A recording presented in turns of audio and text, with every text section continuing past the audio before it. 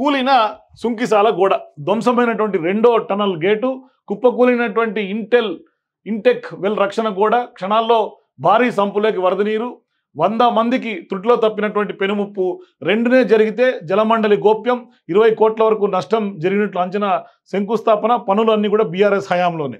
చూసుకోవచ్చు, బీఆర్ఎస్ కట్టినటువంటి అన్ని ప్రాజెక్టులకి ఇదే దుస్థితి. మేడిగడ్డ కూలింది, కాళేశ్వరం పనికి రాకుండా పోయింది. ఇప్పుడు హైదరాబాద్కు తాగునీటి ఇచ్చే ఒక లక్ష్యంతో సుంకిసాల కడుతున్నారు. దాంట్లో రిటైనింగ్ వాల్ అమాంతం కూలిపోయింది. ఇది కేటీఆర్ స్వహస్తాలతో శంకుస్థాపన చేసి అక్కడ ప్రారంభం చేసినటువంటి ప్రాజెక్టు, కట్టింది కూడా మెగా ఇంజనీరింగ్ సంస్థ కట్టినటువంటి ప్రాజెక్టు. కడుతోంది కూడా ఇంకా 2200 కోట్లట దాని ఎస్టిమేషన్ కాస్ట్ 2200. ఒకసారి మీకు ఆ వీడియో చూపిస్తాను, షాక్ తింటారు మీరు ఆ వీడియో చూపిస్తే. ఇది చూడండి, ఈ వీడియో దాదాపుగా 2200 కోట్లతో కట్టినటువంటిది ఈ విధంగా కూలిపోయింది అంటే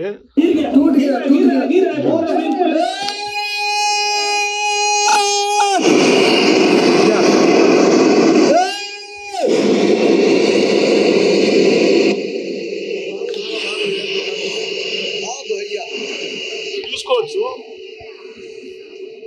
ఆ రోజు 26/2023లో ఆనాడు అనమాట. ఇప్పుడేమో 8/8/2024లో రేటు కూలిపోయినటువంటి పరిస్థితి. ఇది కరెక్ట్ సరిపోయింది. పనిమంతుడు పందిరేస్తే కుక్కతో తగిలి కూలిపోయిందట అని ఇట్లనే ఉంది పరిస్థితి. ఇది రేవంత్ రెడ్డి ఎప్పుడు చెప్తుంటాడు. ఇదిగోండి, కేటీ రామారావు శంకుస్థాపన చేసినటువంటి ప్రాజెక్ట్. ఇదిగోండి, ఇక్కడ చూడండి కూలిపోయినటువంటి పరిస్థితి.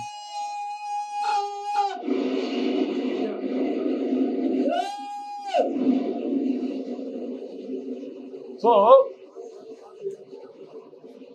చూడొచ్చు, 2215 కోట్లతో సుంకిసాల దగ్గర కేటీఆర్ టెండర్ ఎంఏఎల్కి చేసి శంకుస్థాపన చేసినటువంటి పని. ఇది 26/2023లో శంకుస్థాపన చేశాడు స్వయంగా కేటీఆర్ స్వహస్తాల మీదే. అది ఇవాళ 8/8/2024 అంటే ఒక వారం రోజుల క్రితం కూలిపోయింది. అది ఇవాళ నిన్న వెలుగులోకి వచ్చినటువంటి ఘటన. సో వాస్తవానికి కూడా రేవంత్ రెడ్డి ఎప్పుడు చెప్తున్నాడు, పనిమంతుడు పందిరేస్తే కుక్కతోక తగిలి ఆ పందిరి కూలిపోయిందట. అట్లాగే ఇవాళ ఈయన పనిమంతుడు, ఈయన అతి గొప్పగా హైదరాబాద్కు నీళ్ళు ఇచ్చే ఒక లక్ష్యంతో 2215 కోట్లతో సుంకిసాల నిర్మాణానికి ఈయన టెండర్ వేసిండు. మెగాకి అంటే నాకు తెలిసి 2215 కోట్లలో సగమన్నా ఖర్చు పెడతారో లేదు ఈ ప్రాజెక్టుకి. అందుకని ఇవాళ ఇంత నాణ్యత లోపభూయిష్టంగా కట్టినటువంటి అంశంతో ఇవాళ ప్రాజెక్టులన్నీ కూలుతున్నాయి. మరి ఒక కాళేశ్వరం మీద కాదు ఎంక్వైరీ, గతంలో బీఆర్ఎస్ పార్టీ తలపెట్టినటువంటి అన్ని ప్రాజెక్టుల మీద కూడా ఇవాళ ఎంక్వైరీ చేయాల్సినటువంటి అవసరం ఉంది. ఎందుకంటే ప్రతిదీ మెగా ఇంజనీరింగ్ ఇవ్వాలా, మెగా నుంచి కమిషన్లు దొబ్బాలా, ఇదే వ్యవహారం. సో కాళేశ్వరం మీద ఎట్లయితే ఎంక్వైరీ జరుగుతుందో, బీఆర్ఎస్ ప్రభుత్వంలో గత 10 ఏళ్లలో జరిగినటువంటి ప్రతి ప్రాజెక్టు పని మీద, ప్రతి ప్రాజెక్ట్ టెండర్ మీద, ప్రతి ప్రాజెక్టు నిర్మాణాల మీద కూడా ఖచ్చితంగా ఒక క్షుణ్ణమైనటువంటి సిట్టింగ్ జడ్జితో ఎంక్వైరీ జరగాల్సినటువంటి అవసరం ఉంది. ఎందుకంటే ప్రతి ప్రాజెక్టు కూలిపోతున్నటువంటి పరిస్థితి. గతంలో నాగార్జున సాగర్ కానీ లేకుంటే అతి పెద్ద బహుళార్థి ప్రాజెక్టులన్నీ గతంలో కాంగ్రెస్ హయాంలో అప్పట్లో దాదాపు ఏళ్లకు ముందు, దశాబ్దాలకు ముందు కట్టినటువంటి ప్రాజెక్టు ఇప్పుడు కూడా చెక్కు చెదరకుండా ఉన్నాయి. కానీ ఇవాళ కేటీఆర్ కానీ బీఆర్ఎస్ పార్టీ హయాంలో కట్టినటువంటి ప్రాజెక్టులన్నీ కళ్ళ ముందే కూలిపోతా ఉన్నాయి. కానీ కళ్ళ ముందు కూలిపోతున్నా బీఆర్ఎస్ పార్టీకి పట్టదు. బీఆర్ఎస్ పార్టీకి పాపం వాళ్ళు చేసినటువంటి పనే గొప్ప పని. వాళ్ళు 10 ఏళ్లలో తెలంగాణను ఎక్కడికో తీసుకెళ్లి పెట్టామనే ఫీలింగ్లో ఇప్పటికి కూడా కాంగ్రెస్ పార్టీని తప్పుపడుతున్నటువంటి పరిస్థితి. మొన్న బతుకమ్మ చీరల గురించి మాట్లాడుతున్నారు, లేకుంటే వీళ్ళు ఎంఓఏల గురించి రేవంత్ రెడ్డి అమెరికాలో చేసుకుంటున్నటువంటి ఎంఓఏల మీద ప్రశ్నిస్తున్నారు. మరి వీళ్ళు చేస్తున్నటువంటి భాగవతం బండారం ఏంది? దీన్ని మాట్లాడరే? మరి దీన్ని కూడా మాట్లాడాలి కదా, మీరు యాక్సెప్ట్ చేయాలి కదా మీ మిస్టేక్స్ని. మీరు అవతలని క్వశ్చన్ చేస్తున్నప్పుడు మీ మిస్టేక్స్ ఏంటో కూడా మీరు యాక్సెప్ట్ చేయాల్సినటువంటి అవసరం లేదా? బీఆర్ఎస్ పదే కాంగ్రెస్ పార్టీని ఇప్పుడున్నటువంటి ప్రభుత్వాన్ని క్వశ్చన్ చేస్తుంది. మరి మీరు చేసినటువంటి హయాంలో మీరు చేసి ఇప్పుడు కూలుతున్న దానికి ఎవడు బాధ్యత వహించాలా? దీనికి ఎవడు బాధ్యత వహించాలా? దీనికి ఏమైనా చెప్తారా? ప్రెస్ మీట్లు పెట్టి ఏమైనా చెప్తారా దీని గురించి? కాళేశ్వరం కూలింది, మీరే స్వయంగా మీ ఎమ్మెల్యేల బృందం తీసుకెళ్ళి 2 సార్లు పోయొచ్చారు. ఒకసారి కాదు, 2 సార్లు. ఏం చేసిండ్రు దానివల్ల? ఇప్పుడు ఇది కూలిన దానికి ఈ నష్టాన్ని ఎవడు భరించాలా? ఇది ప్రజాసొమ్ముతో నిర్మించినటువంటి ప్రాజెక్టులు. హైదరాబాద్ నీళ్ళు ఇవ్వాలని ఒక లక్ష్యంతో కడుతున్నారు. ఇప్పుడు ఆ రిటైనింగ్ వాల్ కూలింది. సరే, 1 కోటో 2 కోట్లో 50 కోట్లో 100 కోట్లు ఎన్నో కొంత నష్టం జరిగింది. ఇప్పుడు దాన్ని రికవరీ ఎవడు చేయాలా? ఎవడు బాధ్యత వహించాలా? ఇవాళ ఈ కూలిపోయినటువంటి ఘటనకు పరామర్శించేందుకు బట్టి విక్రమార్క అట్లాగే ఉత్తమ్ కుమార్ రెడ్డి మినిస్టర్గా, ఇరిగేషన్ మినిస్టర్ ఉత్తమ్ కుమార్ రెడ్డి, వ్యవసాయ శాఖ మంత్రి తుమ్మల నాగేశ్వరరావు పోతా ఉన్నారు. మరి వాళ్ళు పోవాలా, వాళ్ళకి హెలికాప్టర్ ఖర్చులు, తర్వాత ఇప్పుడు ఎంక్వైరీలు, పడితే ఇవన్నీ ఎవడు భరించాలా? ఇప్పుడు నువ్వు కట్టిందే చక్కగా గట్టుంటే ఈ పరిస్థితి వచ్చేదా? మీరు కట్టేటప్పుడే కమిషన్లు కకృతి పడకుండా ఆ ఎంఏలోడు చక్కగా అది ఎంత క్వాలిటీ ల్యాబ్స్గా కట్టిండో, మరి ఏం ప్రాబ్లం అయిందో చూడండి ఎట్లా కూలిపోతుందో. కట్టేటప్పుడే చక్కదనంగా కట్టుంటే ఇట్లా కూలేదా? అది చేత కాదు. కానీ పక్కన మీద మాత్రం బురద ఎత్తిపోయాలా, దుమ్ము పోయాలా. ఇక బకెట్ బురద పోసేస్తే వాడు చావు వాడు వస్తాడు. ఇక కాళేశ్వరం అంతే చేసిరు, మేడిగడ్డ మొత్తం పిల్లర్లని నిరలు బారలి, దాని గురించి మాట్లాడరు. మొన్న ఒక సంస్థతోటి సర్వే చేయించి ఎన్ని ఇంచీలు నిరలు వచ్చినాయి, ఎన్ని సెంటీమీటర్ల నిరలు వచ్చినాయి కూడా మొత్తం రాసిరు. దాని గురించి అసలు ఎవ్వరు మాట్లాడరు. బీఆర్ఎస్ పార్టీ అసలు పాపం పట్టనే పట్టదు. ఆ రోజు కేసీఆర్ మేడిగడ్డ గురించి మాట్లాడుతుంటే కట్టేటప్పుడు చాలా జరుగుతుంటాయి, చిన్న చిన్న నెరలు వచ్చినాయి, దానికి ఇష్యూ చేస్తున్నారు ఏందంటాడు. అంటే ఏది చేసినా మీ తప్పులు మీరు వెనకేసుకురావాలా, కానీ అవతలది మాత్రం పెద్ద బొక్క, మీది మాత్రం చిన్న బొక్క. అవి ఈ కనపడవు. ఇది చూడండి ఎట్లా కూలిపోతుందో. కొంచెమన్నా సోయి ఉండాలన్నా ఇట్లాంటివి కట్టేటప్పుడన్నా.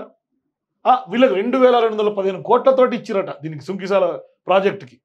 ఆ రిటైనింగ్ వాళ్ళు కూలిపోతున్నటువంటి పరిస్థితి చూడండి. ఇది బీఆర్ఎస్ పార్టీ భాగవతం. ఇప్పుడు ఇవన్నీ తెలవకుండా అక్కడ ఎంఓఎల్ చేసుకున్న దాని మీద మాట్లాడుతాం.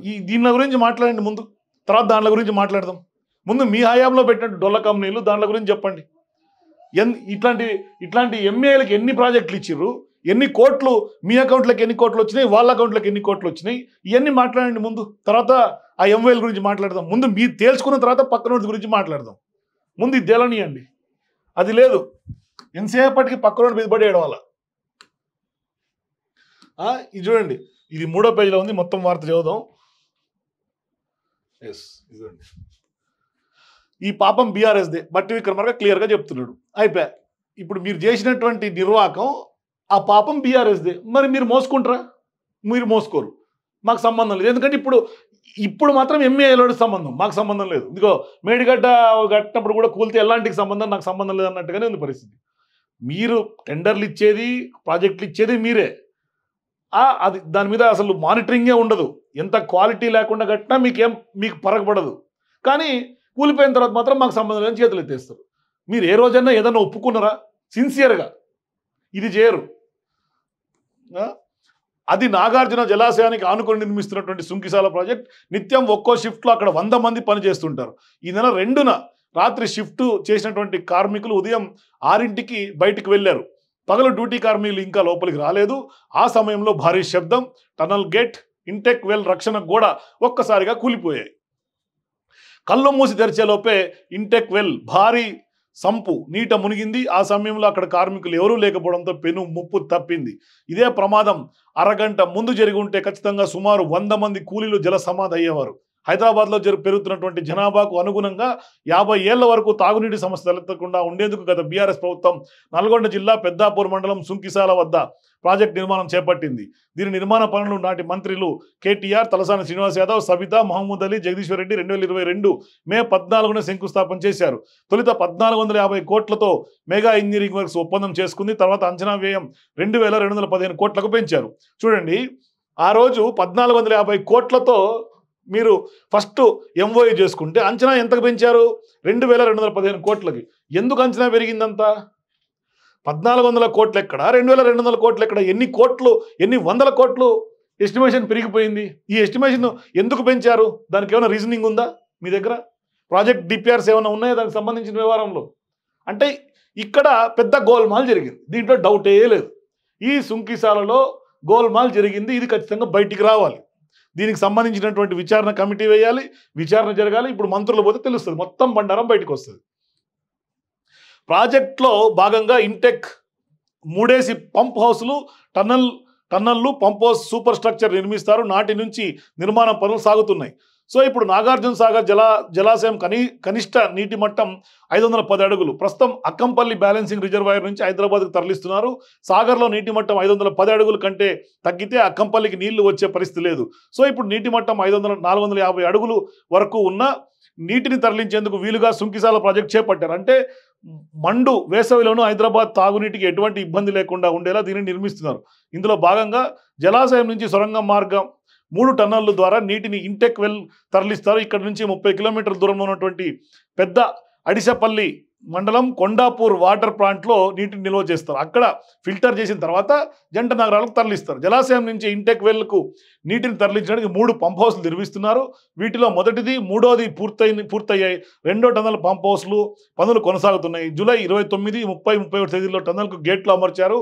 ఇందుకు రిజర్వాయర్ వైపు ఉన్నటువంటి మట్టిని తొలగించారు. అదే సమయంలో సాగర్కు ఎగువ నుంచి భారీగా వరద ప్రారంభమైనటువంటి విషయం తెలిసింది. దాంతో టనల్ గేట్లు ధ్వంసమైంది. దానికి అనుసంధానంగా ఉన్నటువంటి ఇంటెక్ వెల్ సైడ్ వాల్ అంటే రిటైనింగ్ వాల్ కూలిపోయింది. 5 నిమిషాల స్వల్ప వ్యవధిలో 590 అడుగుల ఇంటెక్ వెల్ పూర్తిగా నిండిపోయింది. ఇంత పెద్ద ప్రమాదం జరిగి వారం గడిచిన హైదరాబాద్ జలమండలి బయటికి వెల్లడించలేదు. నిర్మాణ సంస్థ కూడా గోప్యంగానే ఉంచింది. అంటే దొంగలు కదా. ఇప్పుడు మెగా సంస్థ వాళ్ళ సొంతంగా వాళ్ళ పర్యవేక్షణలో గడుతున్నారు. ఇప్పుడు కూలితే వాళ్ళని తిడతారు. దీని వెనకాల బీఆర్ఎస్ డ్రామా ఉంటుంది. ఇప్పటికి కూడా చెప్తున్నారు చూడండి, కాంగ్రెస్ పార్టీ అధికారం వచ్చినప్పటికి కూడా ప్రభుత్వంలో ఉన్నటువంటి చాలామంది అధికారులు, జలమండలి తీసుకోండి, ఇరిగేషన్ తీసుకోండి, పవర్ తీసుకోండి, అన్నిట్లలో కూడా బీఆర్ఎస్ పార్టీకి సింపథైజర్స్, బీఆర్ఎస్ పార్టీ ఏజెంట్ ఇప్పటికి కూడా ఉన్నారు. బీఆర్ఎస్ పార్టీకి ఆ అధికారులందరూ సహకరిస్తున్నారు. సెక్రటరియట్లో కూడా వాళ్ళ హవా నడుస్తుంది ఇప్పటికి కూడా.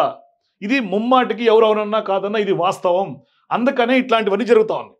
ఇవాళ వాళ్ళు వారమైంది కూలి, ఇప్పటిదాకా ఎందుకు చెప్తలేరు? సరే ఎంఈఐలో అంటే బీఆర్ఎస్ వాడు తొత్తు కాబట్టి వాడు చెప్పడు. వీళ్ళు చెప్పడానికి ఏమైంది? అధికారులను చెప్పాలి కనీసం బయటికి. ఇంత దుర్మార్గమా? ఇది వాళ్ళ ఇంట్లో తీసుకొచ్చి డబ్బులు కడుతుండ్రా ఏందేమన్నా? వాళ్ళ ఇంట్లో సొమ్ముతో కట్టింది ప్రాజెక్టులు కావు కదా. ప్రజా సొమ్ముతో కట్టింది. ప్రజలకు జవాబుదారీతనం ఉండాలా, ప్రజలకు చెప్పాలా ఏం జరుగుతోంది ఏందని ప్రజలకు చెప్పాల్సినటువంటి అవసరం లేదా? మీ ఇష్టం వచ్చినట్టు కట్టుకుంటారు, కూలిపోయినా చెప్పరు. కట్టేది మీ ఇష్టమే, కూల్చేది మీ ఇష్టమే, డబ్బులు మొత్తం మీ ఇష్టానుసారం కట్టుకోండి. తర్వాత కాగ్ రిపోర్టులు చెప్పినా ఎవడెన్ని మొటిక్కలేసినా మీకు పట్టవు. హైదరాబాద్ జలమండలి బయటికి వెల్లడించలేదు. నిర్మాణ సంస్థ కూడా గోప్యంగానే ఉంచింది. గోడ కూలుతున్నటువంటి సమయంలో అక్కడ పనిచేసే ఒడిశా కార్మికులు తీసినటువంటి వీడియో ద్వారా విషయం బయటకు వచ్చింది. రక్షణ కూడా నిటారుగా ఉండటంతో ప్రమాదం ఉండదని దానికి అనుసంధానంగా టై బీమ్లను నిర్మించాలని 5-6 నెలల క్రితమే ఇంజనీరింగ్ అధికారులు సూచించారు. కానీ నిర్మాణ సంస్థ పట్టించుకోలేదు. వాళ్ళకేం పడుతుంది? వాళ్ళ డబ్బులు కాదు కదా, ప్రభుత్వం డబ్బులు. కూలిపోతే ఎవరికి రెస్పాన్సిబిలిటీ? వాళ్ళకేం బాధ్యతే ఉండదు. లేకుంటే 4-5 నెలల క్రితమే ఇంజనీరింగ్ అధికారులు చెప్పి దానికి భీములు కట్టండి రా నాయన అంటే కట్టకుండా నిలబెట్టినట్టు దాని. అట్లాగే 590 అడుగులు ఎందుకు నిలబడుతుంది? కూలుతుంది. అదే సమయంలో గేటు ఏర్పాటుకు రిజర్వాయర్ వైపు మట్టి తొలగింపు పనులు కూడా చేశారు. దాంతో గేటు ధ్వంసమై రక్షణ కూడా కూలింది.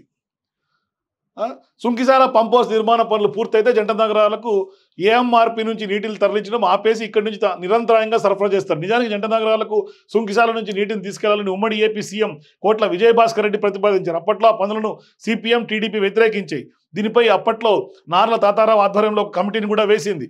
ఆ కమిటీ సుంకిశాలతో లాభం లేదని తేల్చింది. అక్కంపల్లి వద్ద ఏఎంఆర్పిని ప్రతిపాదించింది. దీంతో ఎన్టీఆర్ హయాంలో అక్కంపల్లి వద్ద పంప్ హౌస్ శంకుస్థాపన చేసి అక్కడి నుంచి కొండాపూర్ పంప్ హౌస్కు తరలించి శుద్ధి చేసినటువంటి నీటిని జంట నగరాలకు తరలించే ఏర్పాట్లు చేసింది. రాష్ట్ర విభజన తర్వాత 2014లో టీఆర్ఎస్ ప్రభుత్వం అధికారంలోకి రాగానే ఏఎంఆర్పికి బదులు సుంకిశాల నుంచి జంట నగరాలకు తాగునీటి అందించాలని నిర్ణయించింది. సో ఇప్పుడు పునఃప్రారంభం ఖర్చు అంతా మెగాదనంట జలమండలి. మరి వాళ్ళే కట్టుకోవాలి. మరి వాళ్ళు కట్టకపోతే ఎవరు కడతారు? పునర్నిర్మాణ పనులకు 20 కోట్ల వరకు ఖర్చు అవుతుందని ప్రాథమికంగా అంచనా వేశారు. ప్రాజెక్టులో దెబ్బతిన్నటువంటి భాగాన్ని మెగా సంస్థే నిర్మిస్తుందని, ఇందుకు అయ్యే ఖర్చును కూడా నిర్మాణ సంస్థే భరిస్తుందని వాటర్ బోర్డు అధికారులు ప్రకటనలో తెలిపారు. అనూహ్యంగా భారీ వరద వచ్చి టనల్ వద్ద ఒత్తిడి పెరగడంతో ప్రమాదం సంభవించిందని పేర్కొన్నారు. ఘటనపైన బోర్డు స్థాయిలో ఇంజనీర్లతో విచారణ కమిటీ ఏర్పాటు చేశామని, సభ్యులుగా water board ED Satyanarayana, revenue director Praveen Kumar, project director Sudarshan నియమించారని తెలిపారు. నివేదిక ఆధారంగా తగిన చర్యలు తీసుకుంటామని, మార్చిలోగా పనులు పూర్తి చేయాలని లక్ష్యంగా పెట్టుకున్నామని, ఈ ఘటనతో మరో 2 నెలలు ఆలస్యం అవుతుందని వివరించారు. సో ఈ ఘటనతో 2 నెలలు ఆలస్యం అవుతుంది, మీరు ప్రాజెక్టు వ్యయం కూడా పెంచేయండి. ఇప్పుడు ఏదైతే మీరు కడతారో దాన్ని ఇంకొక 6 నెలలు పొడిగించి ఇంకొక 200-300 కోట్లు పెంచేసి 20 కోట్లతో దీన్ని, ఏదైతే 20 కోట్లే కదా నష్టం జరిగింది, 20 కోట్లతో కట్టి మిగతా అమౌంట్ అంతా కూడా మీరు వెనక్కేసుకోండి. ఇది మెగా చేసే పని. దీని వెనకాల కుట్ర ఉందో, నిజంగా కూలిందో, యాక్సిడెంట్గా జరిగిందో, మరి లేకుంటే ప్రవాహం పెరిగి ఇట్లా జరిగిందో, ఇది నిగ్గుదేల్చాల్సినటువంటి అవసరం ఉంది. ఇది చూడండి, గుత్తా సుఖేందర్ రెడ్డి వాళ్ళు చెప్తున్నాడు, ఆనాడే వ్యతిరేకించిందట. కృష్ణా బేసిన్లో ప్రాజెక్టుల నిర్మాణంపై బీఆర్ఎస్ సర్కార్ నిర్లక్ష్యం చూపిందని మండలి చైర్మన్గా ఉన్నటువంటి గుత్తా సుఖేందర్ రెడ్డి ఆరోపించారు. సుంకిసాల పంప్ హౌస్ నిర్మాణాన్ని ఆనాడే తాను వ్యతిరేకించారని, కేటీఆర్ దృష్టికి సైతం తీసుకెళ్లారని చెప్పారు. ఆ నిధుల్ని ఎస్ఎల్బీసీకి కేటాయిస్తే బాగుండేదన్నారు. నల్గొండలో గురువారం ఆయన మీడియాతో చిట్చాట్గా మాట్లాడారు. బీఆర్ఎస్ హయాంలో కాళేశ్వరంతో పాటు గోదావరి బేసిన్లో ఉన్నటువంటి ప్రాజెక్టులపైనే పూర్తి స్థాయిలో శ్రద్ధ పెట్టిందన్నారు. కాళేశ్వరంపై చూపినటువంటి శ్రద్ధలో 15% కృష్ణా బేసిన్పై చూపిన నల్గొండ జిల్లాకు ఎస్ఎల్బీసీతో పాటు దిండి ఎత్తిపోతలు అట్లాగే ఉదయ సముద్రం ప్రాజెక్టులు పూర్తయ్యేవని అన్నారు. సో ఇప్పుడు నల్గొండ జిల్లాలోని పలు ప్రాజెక్టుల నిర్మాణం ప్రారంభించి 18 ఏళ్ళు అవుతున్నా కొలిక్కి రాకపోవడం బాధాకరమని, ఎస్ఎల్బీసీ ద్వారా 4 లక్షలు, ఏఎంఆర్పి ద్వారా 3 లక్షలు, దిండి ద్వారా 3 లక్షలు, ఉదయ సముద్రం ద్వారా 6 లక్షల ఎకరాలకు 1,00,000 ఎకరాలకు సాగునీరు వస్తే ఈ ప్రాంతం సస్యశ్యామలం అవుతుందని అన్నారు. సో ఇది గుత్తా సుఖేందర్ రెడ్డి కామెంట్స్. ఇక నెక్స్ట్ బట్టి విక్రమార్క కూడా క్లియర్గా చెప్తా ఉన్నాడు. కాళేశ్వరం ప్రాజెక్టుతో పాటు సుంకిశాల ప్రాజెక్టు కూడా గోడకూలినటువంటి పాపం గత బీఆర్ఎస్ పాలకులదేనని ఉప ముఖ్యమంత్రి బట్టి విక్రమార్క విమర్శించారు.